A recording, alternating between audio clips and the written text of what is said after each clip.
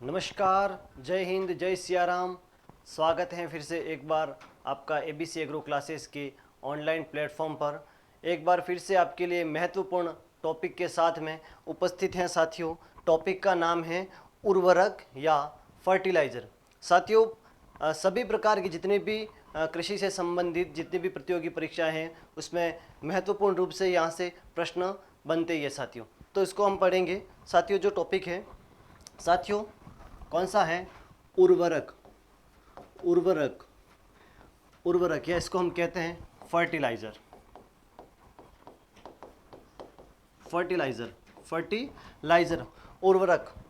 साथियों किसको कहेंगे उर्वरक? तो उर्वरक वे रासायनिक पदार्थ हैं। क्या है साथियों? उर्वरक रासायनिक और अकार्बनिक पदार्थ हैं। रासायनिक और अकार्बनिक पदार्थ जिनका निर्माण कहाँ होता है? तो कारखानों में होता है। रासायनिक एवं अकार्बनिक पदार्थ जिनका निर्माण कारखानों में होता है तथा इन्हें मृदा में देने पर, अनुप्रयोग करने पर ये क्या करेंगे? जो फसलें हैं उनको पोषक तत्व उपलब्ध करवाएंगे। उन्हें क्या कहेंगे साथियों? हम उर्वरक कहेंगे। उर्वरक किसे कहेंगे? तो उर्वरक वे रासायनिक उर्वरक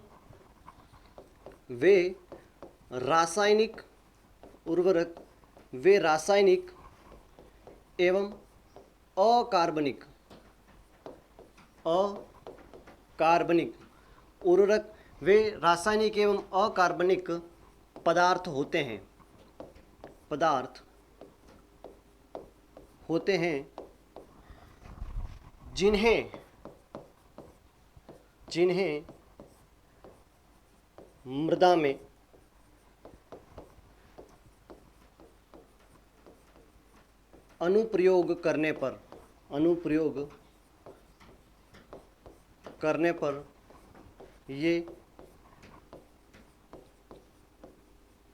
फसलों को पोषक तत्वों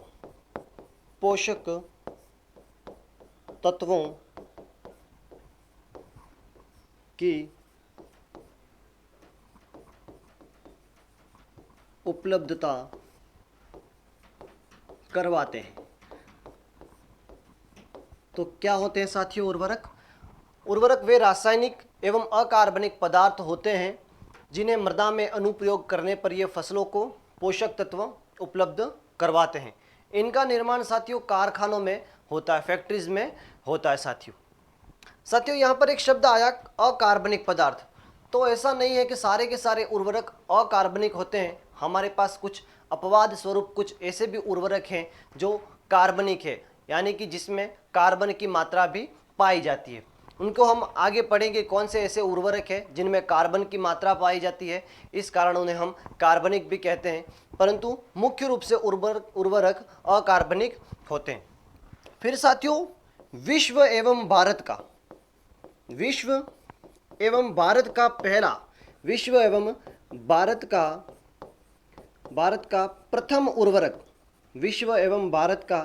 प्रथम उर्वरक कौन सा है? दुनिया को सबसे पहली बार किस उर्वरक के बारे में जानकारी प्राप्त हुई? तो यह है साथियों SSP। इसका नाम है SSP यानी कि सिंगल सुपर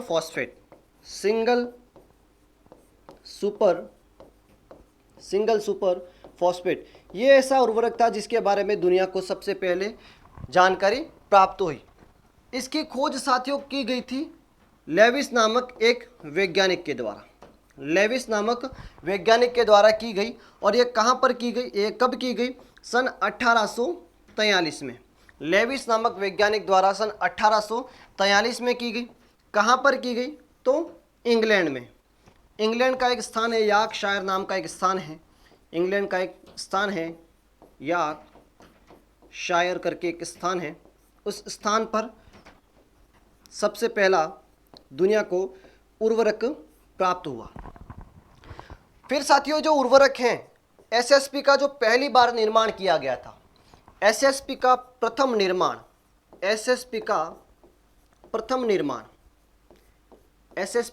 निर्माण यानी कि SSP जब दुनिया को पहली बार प्राप्त हुआ तो वो किस रूप में, किस तत्वों से हमें प्राप्त हुआ?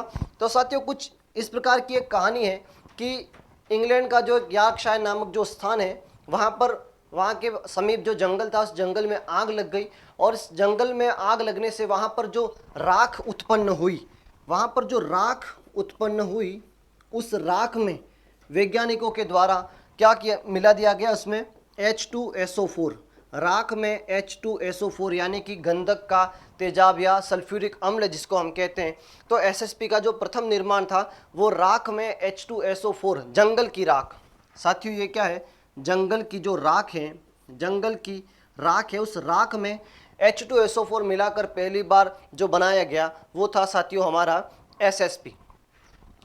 तो दुनिया और भारत यानी कि दुनिया के साथ में भारत का भी जो प्रथम उर्वरक है वो एसएसपी है। परंतु अब जो एसएसपी है, एसएसपी में जो तत्व है, एसएसपी में पाए जाने वाले तत्व, एसएसपी में पाए जाने वाले तत्व, अब जो दुनिया को पहली बार इस प्रकार का कोई पदार्थ मिला राख के साथ H2SO4 मिलाने पर, तो उसमें कौन कौन से तत्व थे? तो एसएसपी में जो मुख्य रूप से था वो है फास्फोरस, जिसकी इसमें मात्रा है 16%। दूसरा इसमें था साथियों कैल्शियम, जिसकी मात्रा उसमें 19.5 से लगाकर 21% तक, 19.5 से लगाकर 21% तक इसमें कैल्शियम पाया जाता है। फिर साथियों इसमें है सल्फर, सल्फर पाया जाता है इसमें 12 से लगाकर 12.5% तक इसमें पाया जाता है, सल्फर पाया जाता है। अब देखिए साथियों, दुनिया का ऐसा कोई भी उर्वरक नहीं है जिसमें एक प्राथमिक पोषक तत्व के साथ में दो द्वितीयक पोषक तत्व भी उपस्थित है। साथियों इसमें थोड़ी सी मात्रा मैग्नीशियम की होती है, बहुत ही कम होती है, परंतु मैग्नीशियम भी इसमें पाया जाता है। तो ये एकमात्र ऐसा उर्वरक था जो दुनिया को मिला कि जिसमें क्या है, प्राथमिक पोषक तत्व भी है, जिसमें दो मुख्य रूप से द्वितीयक पोषक तत्व भी हैं। तो अब इस प्रकार की चीज़ है, दुनिया ने चाहा कि फिर भी यानी कि फिर से भी इसकी उपलब्धता हो पाए, तो अब वापस जंगल की राख तो उपलब्ध हो पाना मुश्किल है, तो उन्होंने क्या कि राख के समान ही कुछ और तत्व लिया, यानी कि वर्तमान में जो एसएसपी का निर्माण, वर्तमान में एसएसपी का निर्माण किस तत्वों से होता है? वर्तमान में एसएसपी का निर्माण होता है साथियों रॉक फॉस्फेट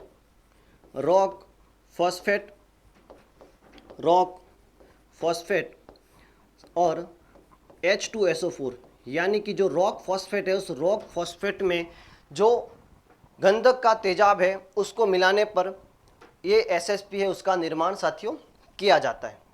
ये रॉक फॉस्फेट है साथियों सर्वाधिक कहाँ पर पाया जाता है? तो रॉक फॉस्फेट की सर्वाधिक उपलब्धता है यहाँ पर जामर कोटड़ा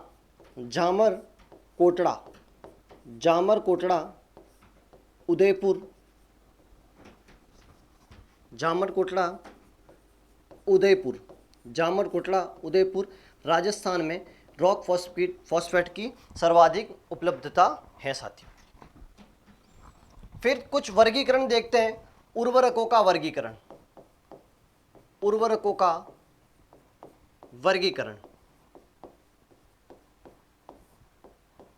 उर्वरक कितने प्रकार के होते हैं? उर्वरकों का वर्गीकरण।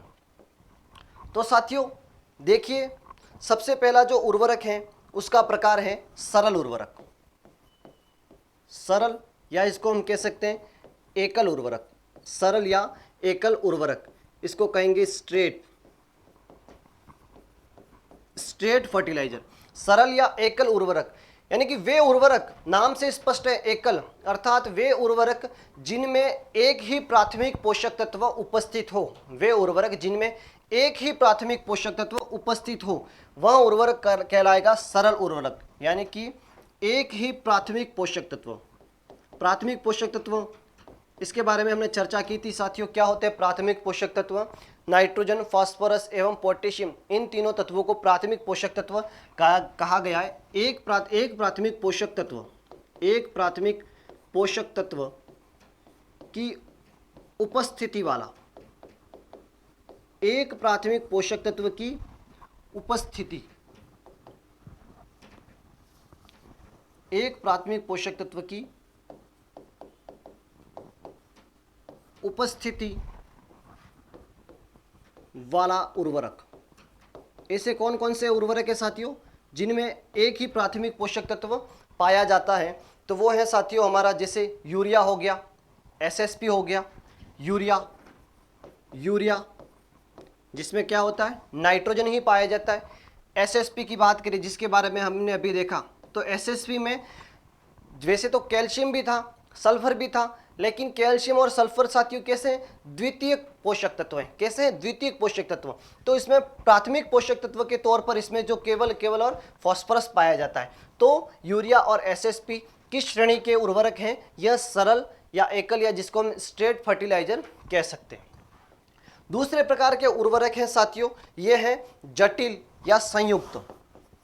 जटिल या इसको हम कह सकते हैं संयुक्त, जटिल या संयुक्त, इसको कहेंगे कॉम्प्लेक्स। जटिल या संयुक्त या कॉम्प्लेक्स।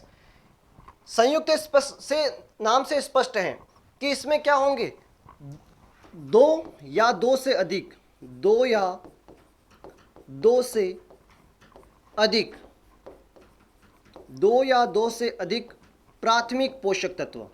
ऐसे उर्वरक जिनमें नाइट्रोजन और फास्फोरस दोनों हो, या हो सकता है नाइट्रोजन एवं पोटाश दोनों हो सकता है पोटाश एवं फास्फोरस हो। यानी कि दो या दो से अधिक यदि किसी उर्वरक में प्राथमिक पोषक तत्व पाए जाते हैं तो वह उर्वरक किस श्रेणी में आते हैं साथियों? जटिल या संयुक्त उर्वरकों की श्रेणी में आते हैं। दो या दो से अधिक प्राथमिक पोषक तत्व, प्राथमिक पोषक तत्वों की उपस्थिति, तत्वों की उपस्थिति, दो या दो से अधिक प्राथमिक पोषक तत्वों की उपस्थिति। अब ऐसे कौन कौन से दो या दो से अधिक प्राथमिक पोषक तत्वों की उपस्थिति वाला?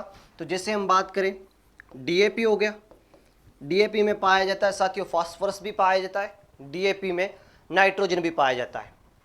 दूसरे नंबर पर यदि हम बात करें तो एमएपी हो गया, मोनो अमोनियम फॉस्फेट। इसी में भी डीएपी की तरह ही फास्फोरस एवं नाइट्रोजन पाए जाते हैं, हालांकि इन दोनों में जो मात्रा है वो भिन्न भिन्न हो सकती है। जैसे हम बात करें इसमें पोटेशियम नाइट्रेट, पोटेशियम नाइट्रेट, तो साथियों पोटेशियम नाइट्रेट में नाइट्रोजन भी होगा एवं पोटेशियम भी होगा। तो ये कैसे उर्वरक हैं? दो या दो से अधिक जिसमें प्राथमिक पोषक तत्व हैं, तो ये जटिल या संयुक्त हो गए।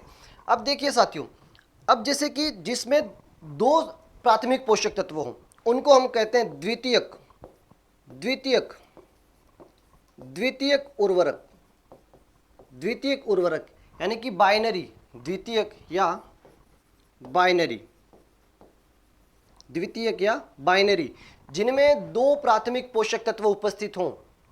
जैसे बात होगी डीएपी की होगी, या ये जो तीनों नाम हमने लिखे मोनोअमोनियम फॉस्फेट, पोटेशियम नाइट्रेट, ये कैसे हैं? द्वितीयक यानी कि दो प्राथमिक पोषक तत्व, दो प्राथमिक पोषक तत्व, दो प्राथमिक पोषक तत्व। तो ये क्या हो गया साथियों? दो प्राथमिक पोषक तत्व, ये हो गया द्वितीयक उर्वरक।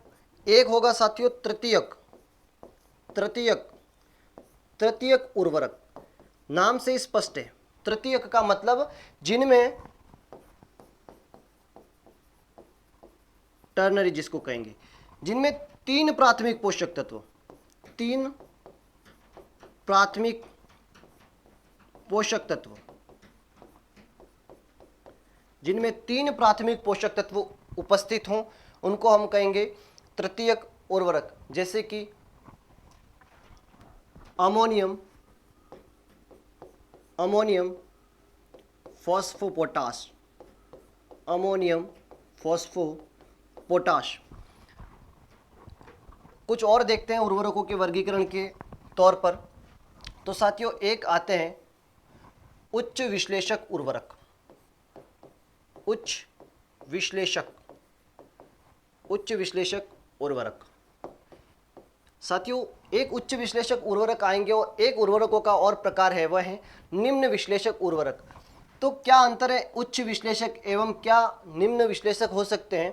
तो वे उर्वरक जिनमें प्राथमिक पोषक तत्वों का भाग, चाहे वह एक पोषक तत्व हो, एक से अधिक हो, तो दोनों का मिलाकर, यानी कि हम ऐसा नहीं है कि एक ही उर्वरक का भाग देखेंगे, दोनों उर्वरकों का भाग या तीनों उर्वरक जितने भी प्राथमिक पोषक तत्व हैं प्राथमिक पोषक तत्व, तो जितने भी प्राथमिक पोषक तत्व हैं उनका भाग यदि 25% या इससे अधिक हैं तो वह उर्वरक उच्च विश्लेषक की श्रेणी में आएंगे।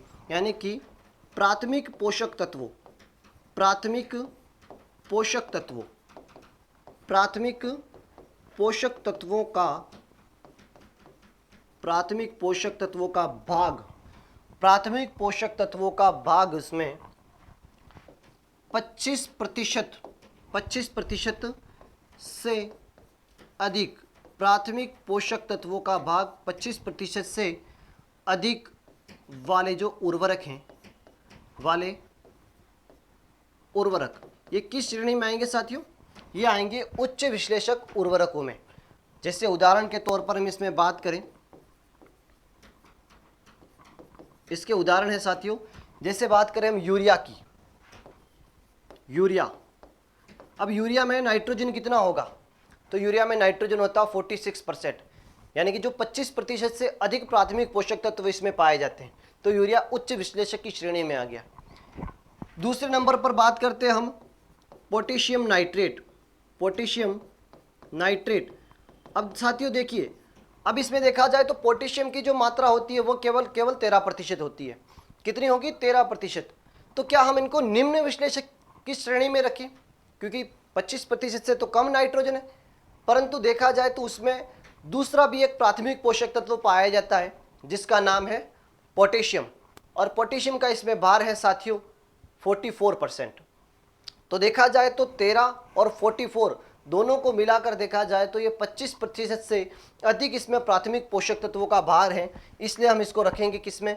उच्च विश्लेषक की श्रेणी में। यानी कि हम कह सकते हैं कि वे सभी उर्वरक जिनमें प्राथमिक पोषक तत्वों का भाग 25% से अधिक हों तो उन उर्वरकों को उच्च विश्लेषक हाई एनालिसिस फर्टिलाइजर में रखा जाएगा। दूसरा है साथियों निम्न विश्लेषक, निम्न विश्लेषक, निम्न विश्लेषक उर्वरक। तो यह बिल्कुल उच्च विश्लेषक के विपरीत होंगे, यानी कि उच्च विश्लेषक में 25% से अधिक प्राथमिक पोषक तत्वों का भाग था, तो इनमें क्या होगा? उसके जस्ट ऑपोजिट, यानी कि प्राथमिक पोषक तत्वों का भाग, प्राथमिक पोषक तत्वों का, प्राथमिक पोषक तत्वों का भाग क्या हो जाएगा साथियों? 25% से कम हो जाएगा। कम वाले उर्वरक, 25% से कम वाले उर्वरक साथियों। देखिए इसमें कौन कौन से उदाहरण आएंगे? इसमें उदाहरण आ जाएगा जैसे आपका कैल्शियम साइनेमाइड, कैल्शियम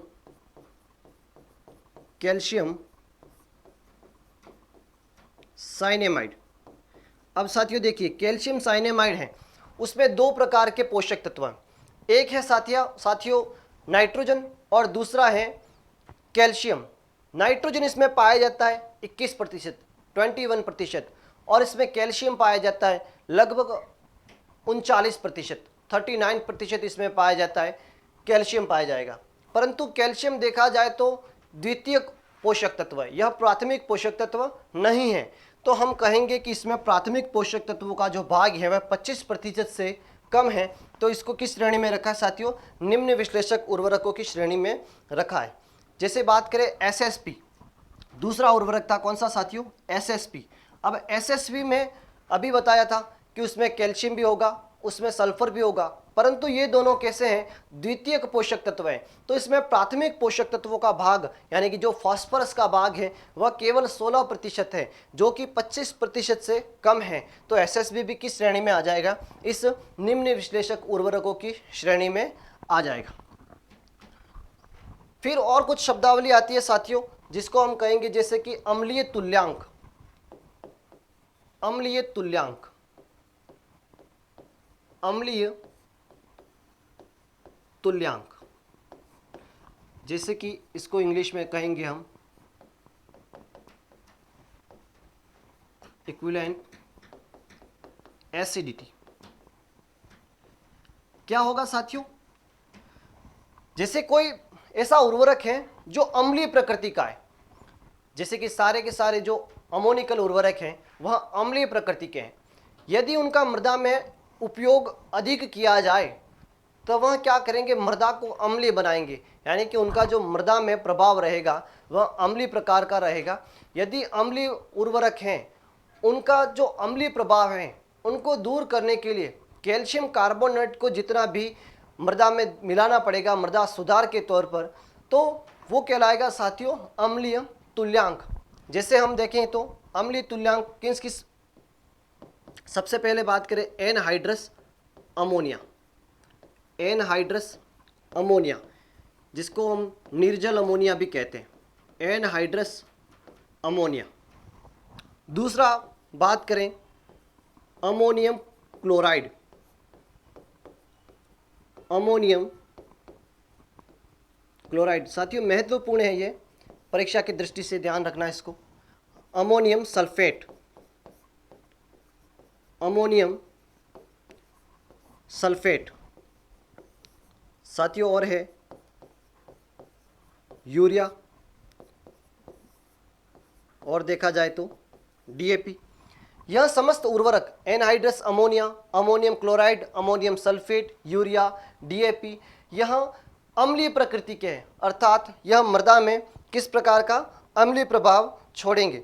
तो उन अम्लीय प्रभाव को यदि दूर करना है, जैसे अमोनियम सल्फेट नाइट्रेट भी आ गया, ammonium sulphate nitrate, ammonium sulphate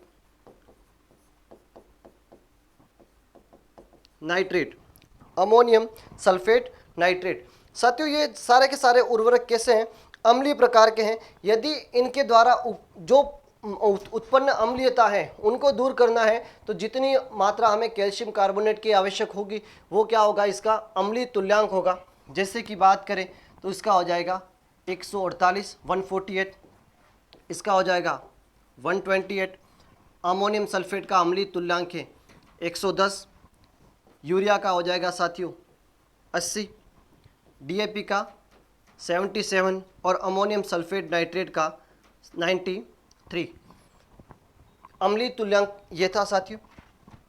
अम्लीय तुल्यांक की तरह ही साथियों क्षारीय तुल्यांक, यानी कि क्षारीय उर्वरकों के द्वारा उत्पन्न क्षारीयता को दूर करने के लिए जो हमें मृदा सुधारक की मात्रा मिलानी पड़ेगी उसको हम किस में लिखेंगे, क्षारीय तुल्यांक में।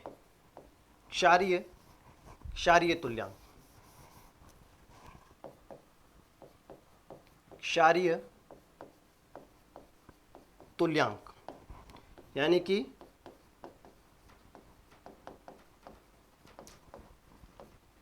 Equivalent basicity. कौन कौन से उर्वरक क्षारीय हैं, सबसे पहले कैल्शियम साइनेमाइड, कैल्शियम साइनेमाइड। दूसरे नंबर पर बात करें हम sodium nitrate, sodium nitrate, potassium nitrate, potassium nitrate, calcium nitrate,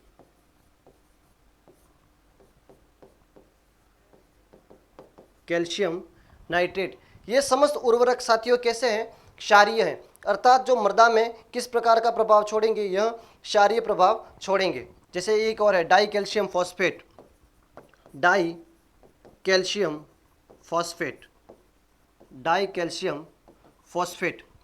तो कैल्शियम साइनेमाइड का जो अम्लीय तुल्यांक क्षारीय तुल्यांक जो है वो होगा साथियों 63, सोडियम नाइट्रेट का हो जाएगा साथियों 29, पोटेशियम नाइट्रेट का 21, इसका भी साथियों कैल्शियम नाइट्रेट का भी हो जाएगा 21 और डाई कैल्शियम फॉस्फेट का 25 हो जाएगा।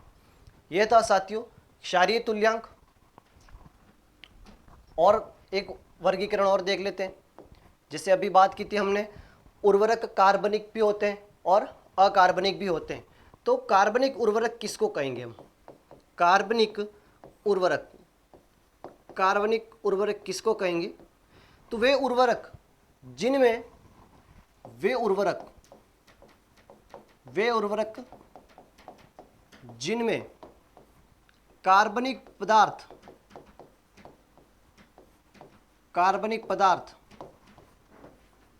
या कार्बनिक पदार्थ या कार्बन की मात्रा, कार्बनिक पदार्थ या कार्बन की मात्रा 20% या इससे अधिक हो, इससे अधिक हो, 20% या इससे अधिक हो, तो ऐसे समस्त उर्वरक जिनमें कार्बनिक पदार्थ या कार्बन की मात्रा 20% या इससे अधिक हो, तो वह उर्वरक किस में आ जाएंगे साथियों? कार्बनिक उर्वरक में आ जाएंगे, ऑर्गेनिक फर्टिलाइजर में आ जाएंगे। तो साथियों ऐसे दो ही उर्वरक है, एक हो गया साथियों यूरिया और दूसरा कार्बनिक उर्वरक है वो है calcium cyanamide. Calcium cyanamide, calcium cyanamide, ये उर्वरकों का वर्गीकरण था। अब उर्वरकों का वर्गीकरण हम एक और तरीके से देखेंगे कि उसमें कौन कौन से पोषक तत्व पाए जाते हैं। साथियों देखिए, उर्वरकों का वर्गीकरण, उर्वरकों का वर्गीकरण।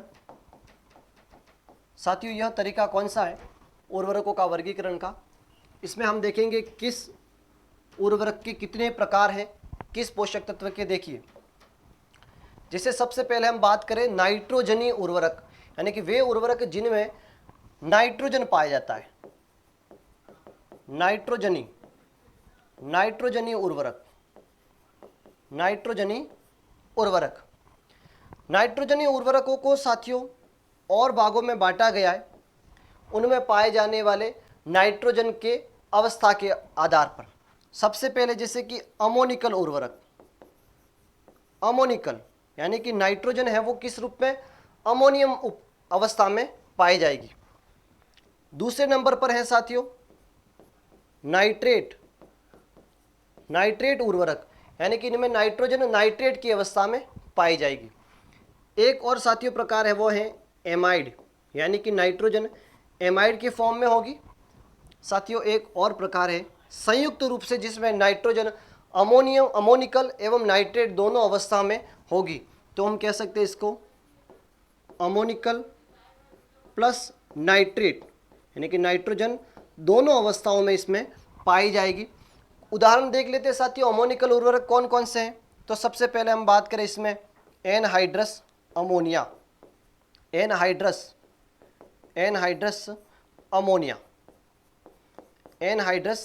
अमोनिया। दूसरे नंबर पर बात करें इसमें अमोनियम क्लोराइड और अमोनियम सल्फेट। साथियों एनहाइड्रस अमोनिया में जो नाइट्रोजन पाई जाएगी वह कितनी पाई जाएगी साथियों? लगभग 82%, लगभग 82%। अमोनियम क्लोराइड में नाइट्रोजन पाई जाएगी 26% पाई जाएगी, और अमोनियम सल्फेट में यहाँ पर लिख देता हूँ मैं, अमोनियम सल्फेट में नाइट्रोजन पाई जाएगी 20.5% इसमें नाइट्रोजन पाई जाएगी, तथा साथ में इसमें सल्फर भी होगी, लगभग 12.5% इसमें सल्फर पाई जाती है। दूसरे नंबर पर बात करें नाइट्रेट फर्टिलाइजर, यानी कि वे नाइट्रोजन वाले उर्वरक जिनमें नाइट्रोजन नाइट्रेट की अवस्था में पाई जाती है। जैसे बात करें सोडियम नाइट्रेट,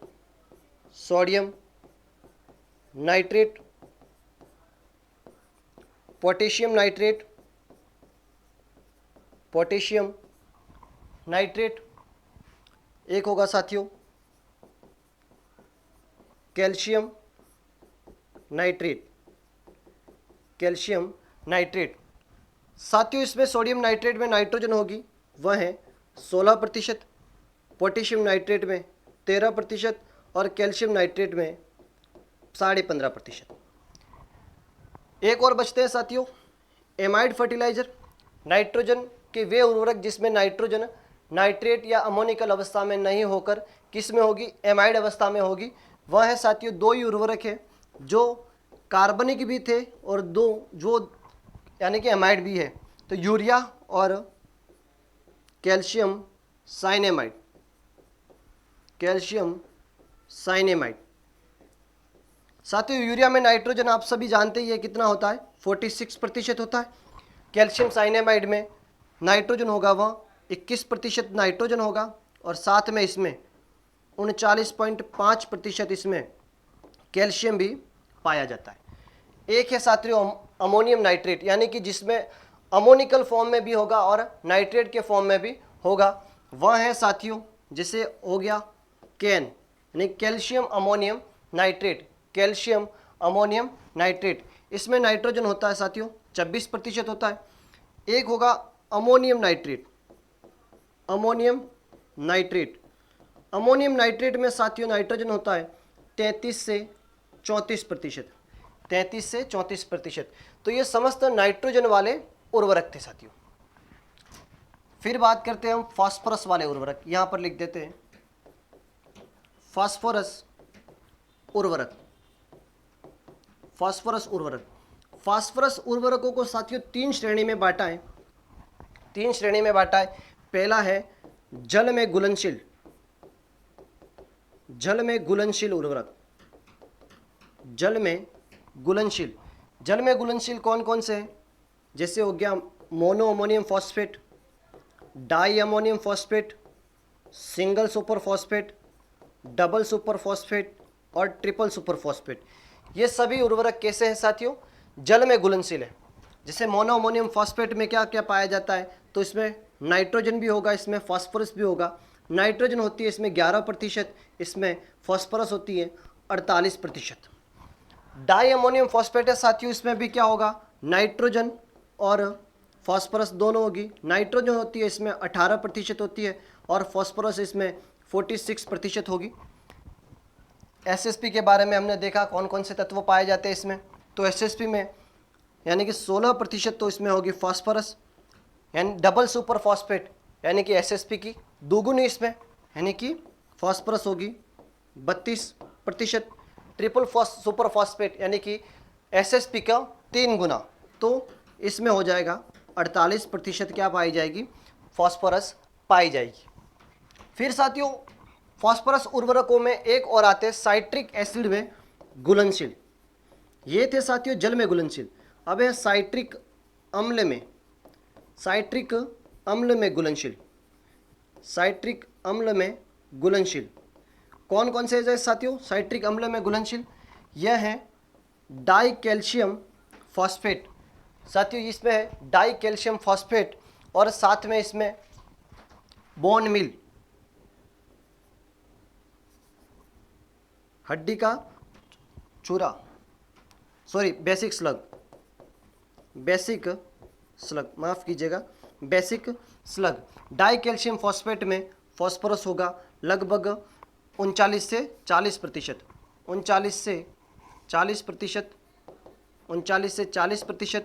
और बेसिक स्लग है उसमें साथियों 14 से 18% इसमें पाया जाएगा, फॉस्फोरस पाया जाएगा। एक और है साथियों जो जल एवं, साथियों ध्यान रखना ये जल में घुलनशील थे, ये साइट्रिक एसिड में घुलनशील थे, ये है जल एवं साइट्रिक दोनों में अघुलनशील है, घुलनशील नहीं है, अघुलनशील है, ध्यान रखना। तो जल व साइट्रिक एसिड यहाँ आगे लिख देता हूं मैं,